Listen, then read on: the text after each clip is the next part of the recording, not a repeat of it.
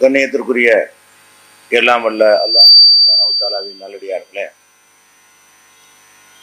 பெருமை இஸ்லாத்தில் கடுமையாக தடுக்கப்பட்ட ஒரு குற்றம் என்பதை கடந்த சில வாரங்களாக நம்ம பார்த்து வருகிறோம். அதில் சம்பந்தமே இல்லாத விஷயங்களில், அதாவது மொழியில், பாரம்பரியத்தில், குலத்தில் பெருமை அடிக்கிறதுக்கு நியாயமே இல்லை என்ற விவரங்களை நம்ம பார்த்தோம். இன்னும் சில தகுதிகள் மனிதனுக்கு இருக்கிறது. அதில் பெருமை அடிப்பதற்கு, அதில் சந்தோஷம் கொள்வதற்கு ஒரு நியாயம் இருப்பதாக நமக்கு தெரிகிறது. அப்படிப்பட்ட விஷயங்களும் இருக்கிறது. அதில் முக்கியமானது பொருளாதாரம். ஒரு மனிதனிடத்தில் அதிகமான வசதி இருக்கும் என்று சொன்னால் அது மற்றவர்களுக்கு பெருமையாக பார்க்கப்படுகிறது. அவனுக்கே கூட அது ஒரு மனநிறைவை ஏற்படுத்துகிறது. நம்மிடத்தில் காசு பணம் இருந்தால், அதிகமான வீடுகள், பங்களாக்கள், கார்கள், தோட்டம், துறவுகள் இதெல்லாம் இருந்துச்சுன்னு சொன்னால் நம்ம ஒரு பெருமிதம் கொள்ளலாம், சந்தோஷம் அடையலாங்கிற ஒரு நிலைமை இருக்குது. இது சந்தோஷம் அடையவும் செய்யலாம். ஏன்னா இதெல்லாம் பாரம்பரியம், குலம்ங்கிறது நமக்கு வராது. நம்மளை சும்மா சொல்லிக் கொள்வது கற்பனை. பணம் என்று சொல்வது, நம்மிடத்தில் பணம் இருக்குதுன்னா நம்மள்ட்ட தான் இருக்கிறது, நம்ம தான் அதுக்கு உரிமையாளராக இருக்கிறோம் என்ற வகையில் நாம் அதில் சந்தோஷம் அடையலாமா, அதில் ஒரு மகிழ்ச்சி அடையலாமா, அந்த பணத்தை இருக்கிற மாதிரி வெளியில் காட்டி கொள்ளலாமா, அல்லது அது அல்லாமல் அப்படிதான் ஏழை போல பிச்சைக்காரனை போல் நடக்க வேண்டுமா? அப்போ எது பெருமை? இதில் இந்த விஷயங்களை முதல்ல நம்ம விளங்கி கொள்ள வேண்டும். அதாவது பெருமை என்பதை பொருளாதாரத்தை பொறுத்த வரைக்கும் அல்லாஹ் திருமறை குர்ஆனில் நீங்கள் பொருளாதாரத்தை நிறைய தேடுங்கள்னு நம்ம கட்டளை எடுக்கலாம். பொருளாதாரம் என்பது ஒரு மனிதனுக்கு ஒரு அவசியமான விஷயம், தேட வேண்டிய விஷயம் என்று திருக்குர்ஆனில் 16:14, 17:12, 17:66, 28:73, 35:12, 62:10 இந்த வசனங்களை எடுத்து பார்த்தீர்கள் என்று சொன்னால் நீங்கள் பொருளாதாரத்தை நல்லா தேடுங்க.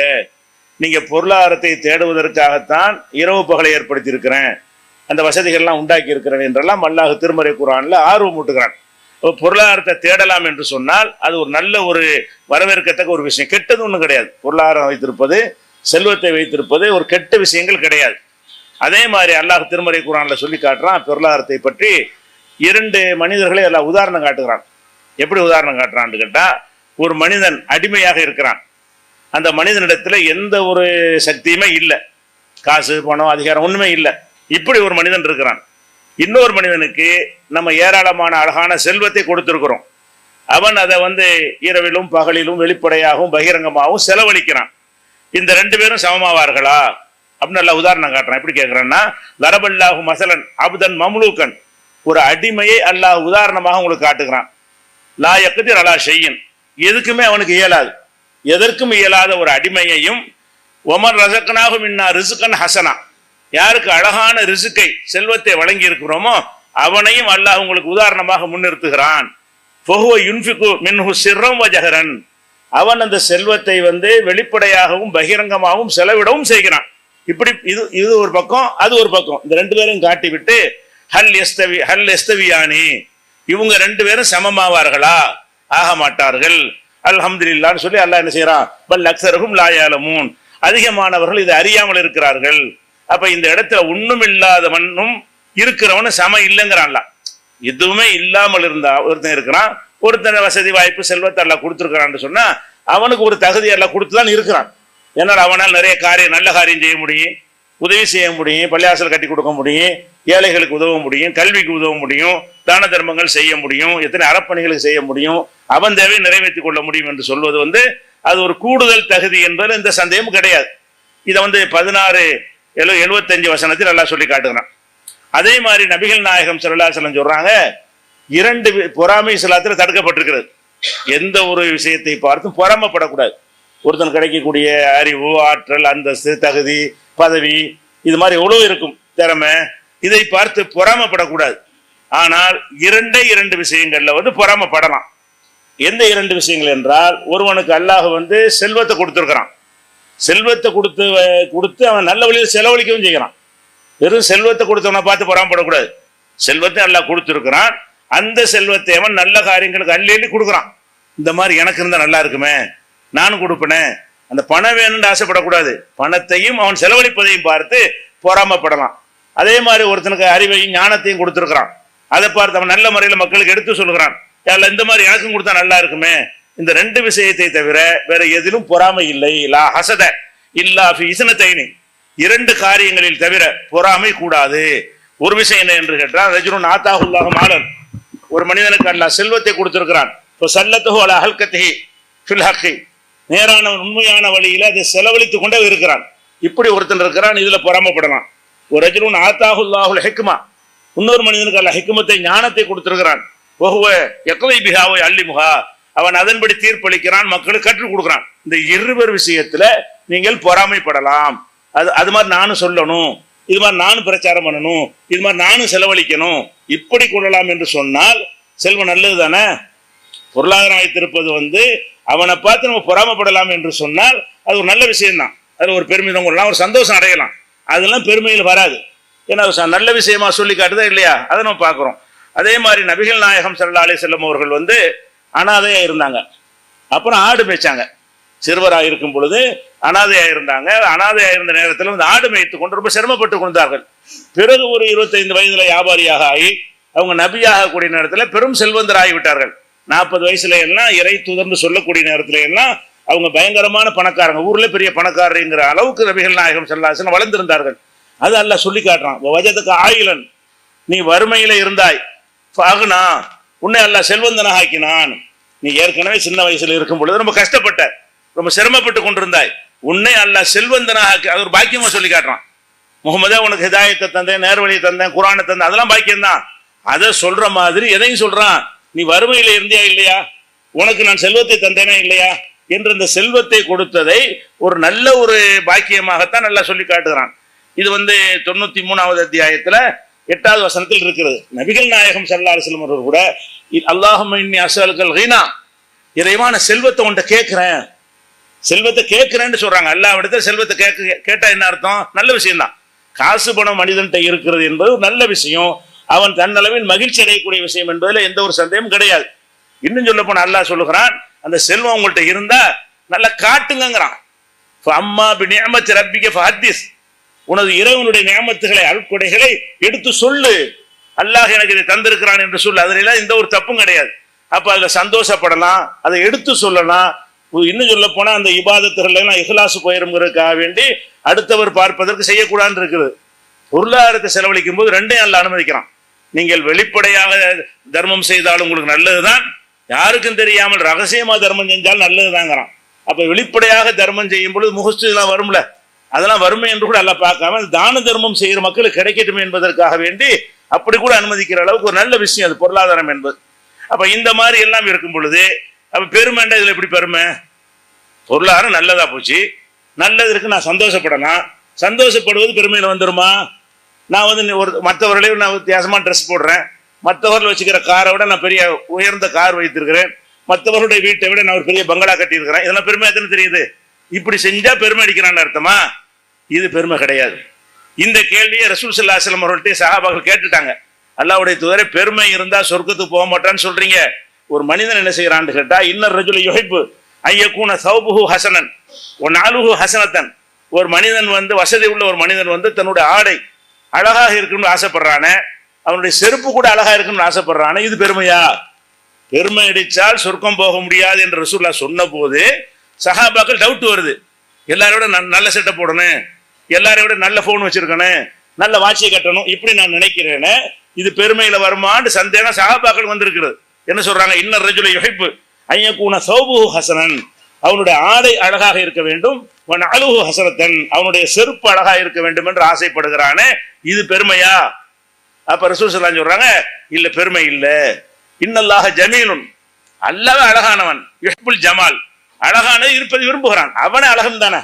நீங்க எவ்வளவு அழகா இருப்பீங்களோ, எவ்வளவு நீட்டா இருப்பீங்களோ, ஸ்டைலா இருப்பீங்களோ, அது அல்லாஹ்வுக்கு பிடிக்கும். கங்கரமா இருக்கு அல்லாஹ்வுக்கு பிடிக்காது. உங்களால் எந்த அளவுக்கு உங்களை அழகுபடுத்தி கொள்ள முடியுமோ உங்களுடைய சக்தியை கொண்டு நல்ல ஆடையை போடுங்க, நல்ல ஆபரணத்தை தனிங்க, எதெல்லாம் உங்களுக்கு அனுமதி இருக்குது அதெல்லாம் செய்யுங்க. அது பெருமை இல்லை. பெருமைக்கு டெஃபினேஷன் சொல்றாங்க. பெருமைடா என்னன்னு கேட்டா, அல் கிப்ரு, பெருமை என்பது பத்தருல் ஹக், உண்மையை மறுக்கிறது, வகம்துன் நாஸ், மற்றவங்களை மட்டமா கருதுவது, பிறரை இழிவாக கருதுவதும், சத்தியத்தை சொல்லும். பணக்கார எனக்கு நீ சொல்றியா? ஒரு தப்பு செய்வான் ஒரு ஏழை, அவன்கிட்ட சொன்ன அப்படியா திருத்திக்கிறான்பம்மா. ஒரு செல்வந்தர் போய் சொல்றீங்க, நீ எனக்கு சொல்றியா? அதான் பெருமை. இவர் செல்வந்தராக இருந்தார்னு சொன்னா இவர்கிட்ட யாரும் சொல்லிடக்கூடாது. 2 கேஸ் கொண்டு வருவான், ஒரு ஏழையும் பணக்காரனும். ஏழை வரும்போது ஒரு தீர்ப்பளிக்கிறது, பணக்காரன் வரும்போது அவனுக்கு வேலை தீர்ப்பளிக்கிறது. இவன் அப்படி செய்யறான், அவன் அப்படி எதிர்பார்க்கவும் செய்யறான். என்னப்பா நமக்கு இந்த தீர்ப்பு சொல்ற, அவனுக்கு கொடுத்த தீர்ப்பு எனக்கும் சொல்ற? ஒரு சட்டத்தின்படி தீர்ப்பளிப்பதாக இருந்தால் இவனுக்குள்ள தீர்ப்பு அவனுக்கும் சொல்லணும். ஆனா பணக்காரர்கள் என்ன எதிர்பார்க்கிறாங்க? அவங்களுக்கு மற்றவங்களை விட கூடுதல் வசதி வேணும், கூடுதல் தகுதி வேணும், கூடுதல் மரியாதை வேணும், நியாயங்கள் கூட தங்களுக்கு வளையணும் எதிர்பார்க்கறாங்களா இல்லையா? ஒரு நியாயம் கூட, ஒரு தவறு செஞ்சுட்டா கூட, ஒரு ஊர்ல ஒரு ஏழை தப்பு செஞ்சானா மரத்தில் வச்சு கட்டி வச்சு அடிப்பாங்க. ஒரு பணக்காரன் தப்பு செஞ்சான்னு சொன்னா அவங்களும் அடிக்க மாட்டாங்க, அவன் அடிக்க விட மாட்டான், ஒத்துக்கிற மாட்டான். ஏன்? நானும் அவனு ஒன்னா. இதுதான் பெருமை. பெருமை என்பது நீ செல்வந்தனா இருப்பது பெருமை இல்லை, நீ உயர்ந்த பொருள்களை பயன்படுத்துவது பெருமை கிடையாது. அதை பயன்படுத்துறதுனால் நீதி உனக்கு வளையணும், உன்னை யாரும் கேட்க கூடாது, உன்னுடைய தவறை யாரும் சுட்டி காட்டக்கூடாது, அனைவரும் சமமாக நடத்தப்படுகிற சபையில உன்னை மேல வைக்கணும். உன்னை மேல வைக்கிற இடத்துல மேல வைப்பாங்க. ஒரு மேடையில் பொதுக்கூட்டத்துக்கு முன்னிலை வைப்பாருன்னா அவர் தான் வைக்க வேண்டியிருக்கு, தலைமை தாங்குவார்னா வைக்க வேண்டிய இடத்துல வைப்பார்கள். எல்லோரும் சமமாக இருக்க வேண்டிய ஒரு சபைகள் வந்து விட்டது என்று சொன்னால் பணக்காரன் அப்படி முன்னாடி வந்துருங்க, ஏழையெல்லாம் பின்னாடி போயிருங்க என்று ஒதுக்குவதும் தப்பு, அவன் எதிர்பார்க்கறது தப்பு. எங்களை நீங்க கொண்டே போட்டிய என்று சொல்லக்கூடாது. ஒரு கல்யாண வீட்டுக்கு போறார்கள், ஏழை வீடு. இவர் சேர்ல தான் உட்காருவாரு, தரையில உட்கார மாட்டாரு, டைனிங் டேபிள் தான் சாப்பிடுவாரு. இப்படி பழகுனவர் இருந்தான்னு வைங்க, இவர் வந்துட்டாருங்கிறதுக்காக வேண்டி அவங்க மாத்தினாலும் தப்பு, இவர் எதிர்பார்த்தாலும் தப்பு. ஏன்?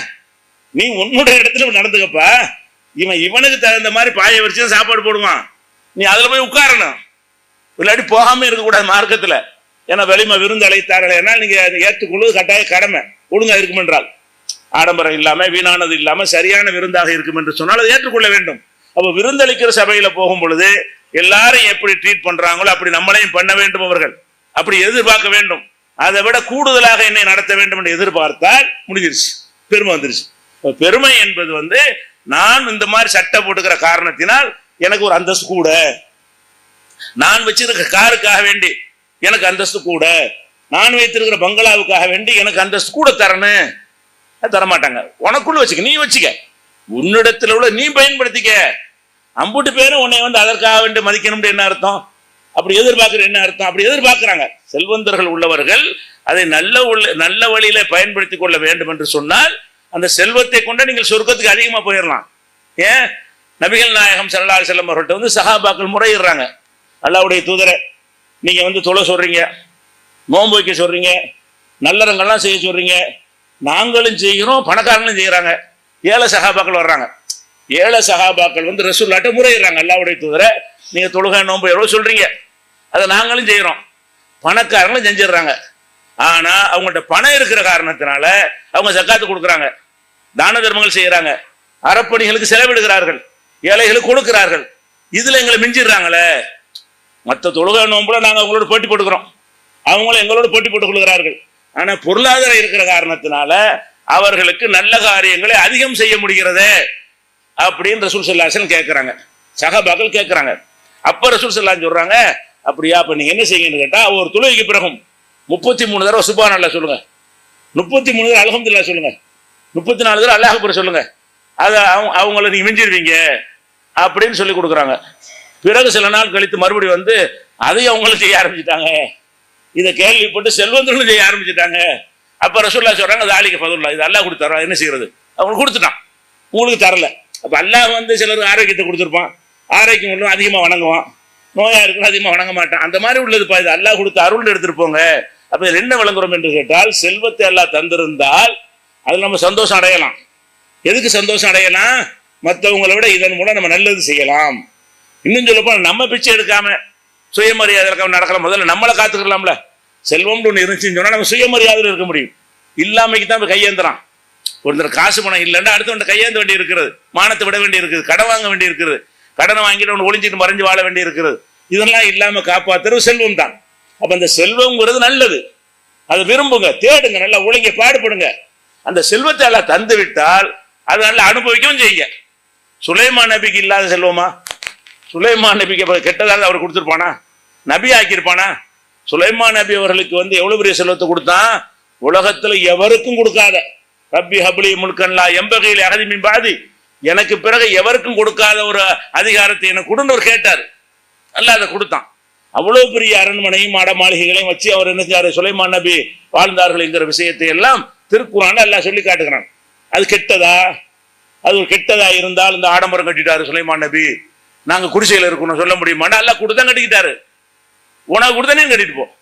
யாருக்கு அல்லாஹ் கொடுத்திருக்கிறான் அவர் கட்டுவார். அப்ப இப்படித்தான் ஏழைகளும் எடுத்துக்கொள்ள வேண்டும். செல்வந்தர்களும் அல்லாஹ் நமக்கு தந்திருக்கிறான், தந்ததை காட்டணும். எது காட்டணும்? திமுரு காட்டுறதுக்கு இல்ல. நம்ம இப்படி செல்வந்தராக இருந்தோம் என்று சொன்னால் 4 ஏழைகள் நம்மளை அணுகுவாங்க. நம்மள பிச்சைக்கார மாதிரி இருந்தோம்னு சொன்னா இவனே பிச்சைக்காரனா நம்ம என்ன கேட்க நினைப்பாங்க. நம்ம கொஞ்சம் நல்லா நீட்டா இருந்தோம்னு சொன்னா சரி இவர்கிட்ட கேட்டா உதவி கிடைக்கும், ஒருவேளை சாப்பாடு வாங்கி தருவாரு, ஒரு கடனை கொடுப்பாரு. இப்படி எல்லாம் நம்மளை காட்டிக் கொள்வது எதற்கு இருக்க வேண்டும் என்று சொன்னால் நம்மளை மக்கள் அணுகுவதற்கு இது உதவணும். நம்ம வசதியா இருப்பதனால் என்ன செய்யணும், நம்ம கார் நிப்பாடு ஏழைகள்லாம் உடைய கதவை திறந்து விடணும்னு நினைக்க கூடாது. நம்ம வேலையை நம்ம தான் பார்த்துக்கொள்ளணும். நபிகள் நாயகம் ஸல்லல்லாஹு அலைஹி வஸல்லம் அவர்கள் அவ்வளவு பெரிய சக்கரவர்த்தியாக செல்வந்தராக இருந்து சக்கரவர்த்தியா இருந்தாங்க. அரசாங்க கஜானாவெல்லாம் குவிந்திருச்சு. அவங்க என்ன செய்வாங்க, தன் வேலையை தான் பார்ப்பாங்க. தன் வேலை வீட்டுக்கு போனார்கள்னா தன்னுடைய துணியை தானே தைப்பார்கள். கிழிந்த துணியை தானே தைத்துக் கொள்வார்கள். யக்ஸிஃபு தௌபஹு, தன்னுடைய ஆடையை தானே தைத்துக் கொள்வார்கள்.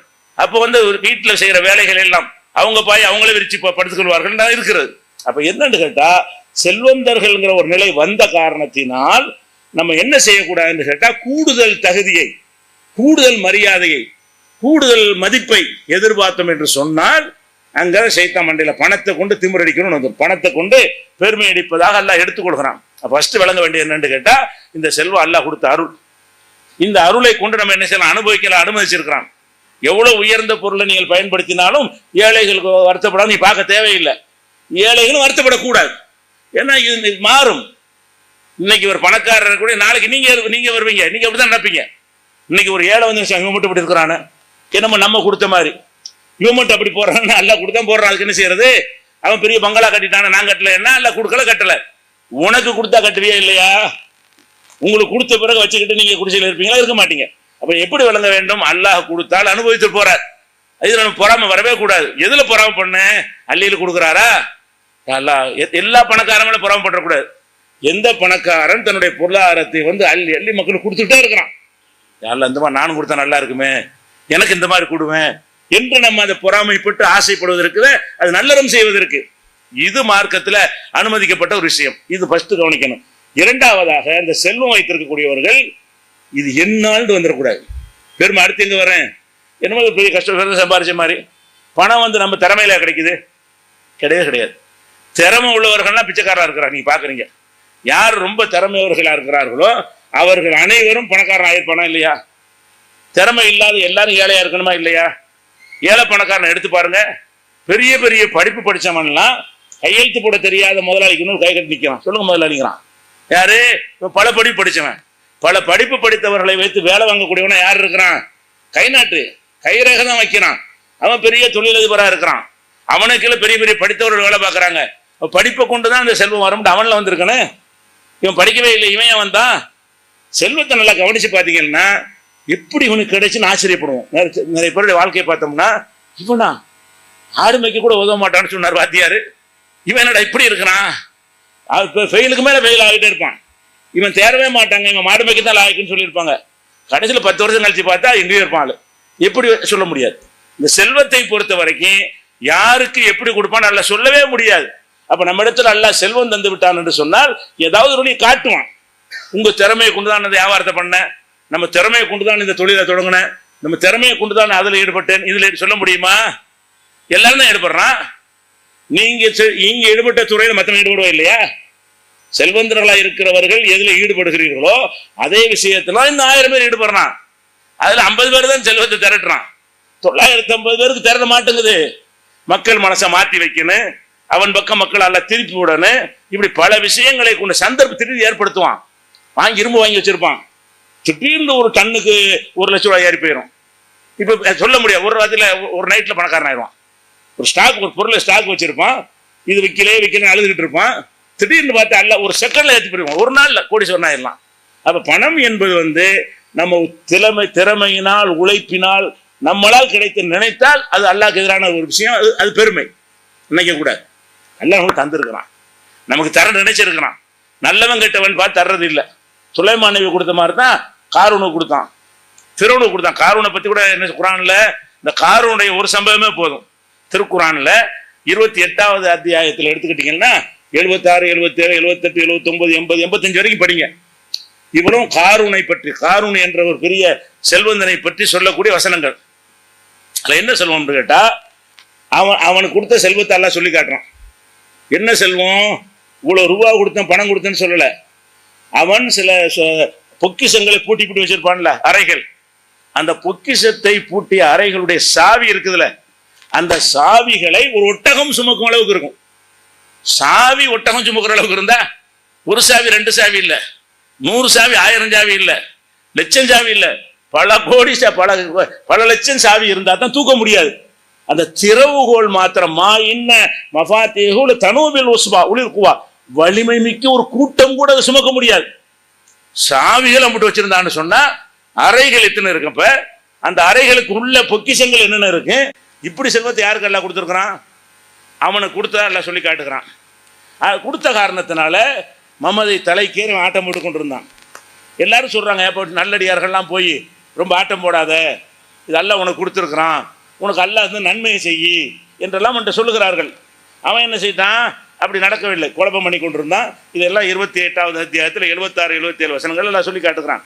அப்போ அவன் சொல்றான், இன்னமா ஊத்தி துவால அயில்மின், இது நம்ம திறமையில கிடைச்சதுங்கிறான். அல்லாஹ் வந்து இவ்வளோ பெரிய செல்வத்தை கொடுத்துருக்குறான். இவன் என்ன சொல்றான்? இன்னமா ஊத்தி துவால அயில்மின், என்னுடைய இல்முனால, என்னுடைய திறமையினால் நான் அதை அடைஞ்சிட்டேன் அப்படின்னு சொல்லுகிறான். அப்போ அல்லாஹ் அது கேட்குறான், அவலம் யாலம், இவன் அறிய வேண்டாமா? அன்னல்லாஹ் கத் அஹ்லக மின் கப்லிஹி மினல் குரூன், இவனுக்கு முன்னால் பல சமுதாயங்களை அழித்திருக்கிறான் என்பதை நினைக்க வேண்டாமா? ஹூ அஷத்து மின்ஹு குவத்தன், இவனை விட வலிமையாகவும், அக்ஸரு ஜம்மா, இவனை விட அதிகமாக திரட்டி கொண்டவர்களாம் இருந்தார்களே, அவர்களை எல்லாம் அல்லாஹ் அழித்தது எனக்கு தெரியாதா என்று அந்த காரூனுடைய திமிருக்கு அல்லாஹ் சொல்லிவிட்டு கடைசி என்ன செய்கிறான்னு கேட்டால், அவன் செல்வத்தோட செருக்காக இருக்கிறத பார்த்து மக்கள்லாம் ஆர்வப்படுறாங்க. எப்படி இந்த மாதிரி இருக்கக்கூடாதா? யாழைத்தனா மிசலமா ஊத்திய காரூனு கொடுத்த மாதிரி யாரில் எங்களுக்கு கொடுக்க மாட்டீங்களா? இவன் மிசல் போட்டி போடலாமா? இவன் யாரும் கொடுக்காதவன். செல்வந்தனா இருந்து எல்லாரும் வாரிவா சுலைமான் நபி போட வேண்டாம் செய்யலாம், ஆசைப்படலாம். அதில் கூட அவருக்குடைய ஆட்சி அதிகாரத்தை படுத்தக்கூடாது, முடியாதுன்னு நல்லா சொல்லிவிட்டான். அவருக்கு கொடுத்த ஆட்சி யாருக்கும் இல்லைண்டு. அவருடைய செல்வாக்கு வேண்ட ஆசைப்படலாம். இவன் விஷயத்தில் ஆசைப்பட்டு சொல்கிறாங்க. அப்போ நல்ல மக்கள்லாம் சொல்கிறாங்க, வயலுக்கும் சவாபுல்லாஹி ஹைரோன், அல்லாட்ட வரக்கூடிய கூலி தான்ப்பா சேர்ந்து, இதுக்கு நீங்கள் ஆசைப்படாதீங்க என்று நல்லவர்கள் சொல்கிறாங்க. கெட்டவன்லாம் இதை பார்த்து பார்த்து பொறாமப்பட்டு கொண்டு இருந்தான். கடைசியில் என்னாச்சு? இவனுடைய இந்த பணத்தை கொண்டு என்னென்ன ஆட்டம் போட்டான்னு தெரியல. ஆனால் அல்லாஹ் இவனுக்கு கொடுத்த தண்டனையை வச்சு இவன் பண்ணி ஆட்டத்தை வந்து கற்பனை பண்ணலாம், ஓவராக பண்ணியிருக்கான். எந்த ஒரு பணக்காரனும் எவ்வளோ ஆட்டம் போடுவானோ அதையெல்லாம் கடந்து அல்லாஹ்வுக்கு அந்த உலகத்தில் தண்டிக்கணும்னு கோவம் வருதுண்டா. உலகத்தை தண்டிக்க மாட்டான். செல்வந்தன் வந்து செல்வத்தை கொண்டு எவ்வளோ செருக்காக இருந்தாலும் அங்கே தான் அல்லாஹ் பார்த்துக்கிடுவான், இங்கே தண்டிக்க மாட்டான். உலகத்தில் தண்டிக்கிற அளவுக்கு அல்லாஹ் கோவம் வரணுமாக இருந்தால் அவன் எந்த அளவுக்கு மமதையா திமிரா நடந்திருப்பான். அல்லாஹ் என்ன செய்கிறான்? ஒரே ஒரு நாளில் அவன் அரண்மனை அவனே இருக்கும் பொழுது பொசுக்குன்னு உள்ளே போய் சம்பிட்டோம். இப்போ ஹசபுனா பிஹி ஓ தாரிகில் அருள, அவனையும் வீட்டையும் அரண்மனையும் சேர்த்து பூமிக்குள்ளே புதையுறை செய்து விட்டோம். ஒரு லேசாக உருவனா போதும், சின்ன ஒரு நிலச்சரிவு தான், லேசாக ஆட்டி விட்டா போதும், பொழுதுக்குள்ளே போயிடும் எல்லாமே. அப்போ என்னாச்சு? ஒரு செகண்டில் முடிஞ்சு போச்சு. அவனை அழிச்சு விட்டோம்னு நல்லா சொல்லி காட்டுகிறான். அதனால் இந்த செல்வாக்கெல்லாம் என்னால் என் திறமையால் நினைத்தால் அது பெருமை. என்ன நினைக்கணும்? அல்லாஹ் எனக்கு தந்திருக்கிறான், நான் நல்லவன் என்பதற்கு தரவில்லை, என்னை சோதிப்பதற்கு தந்திருக்கிறான். இதை வைத்து நான் நல்லது செய்கிறேனா கெட்டது செய்கிறேனா, இதை மட்டும் நீங்கள் மனசில் அசை போட்டு கொண்டே இருந்தால் உங்களுக்கு பெருமையும் வராது, அடுத்து வர மட்டமும் நினைக்க மாட்டீங்க. இது அல்லாஹ் எதுக்கு தந்தான்னு வழங்க, அவ்வளோதான். பொருளாதாரத்தை வச்சு பெருமை அடிக்கிற விஷயத்தை எப்படி வழங்கணும்னு கேட்டால், இதை அல்லாஹ் தந்திருக்கிறது மண்ட கணத்துக்கு தரவில்லை, நான் நல்லவனாக இருக்கிறேனா என்று பார்ப்பதற்கு தந்திருக்கிறான். இது எந்த அளவுக்கு நான் மக்களுக்கு பயன்படும் வகையிலே செலவழிக்கிறேன் என்பதற்காக வேண்டி அல்லாஹ் தந்திருக்கிறான். அவன் அனுமதித்த வகையில் நான் பயன்படுத்தி கொண்டு மற்ற விஷயங்களில் மக்களுக்கு வாரி வாரி வழங்குகிறேனா என்று பார்ப்பதற்கு தந்திருக்கிறான். இது பெருமை அடிப்பதற்கு இல்லை இப்படின்னு மனசில் உரு போட்டு கொண்டே இருந்தால் இதை வச்சு பெருமை அடிக்க முடியாது, பெருமை அடிக்க மாட்டான். அப்போ இந்த மாதிரியாக பெருமை அடிப்பது கூடாதே தவிர நம்ம அழகாக நீட்டாக ஸ்டைலாக இருப்பதெல்லாம் மார்க்கத்தில் தடுக்கப்பட்ட ஒரு விஷயம் கிடையாது. இன்ஷா அல்லாஹ் மற்ற விஷயங்களை அடுத்தடுத்த வரம் பார்க்கணும்.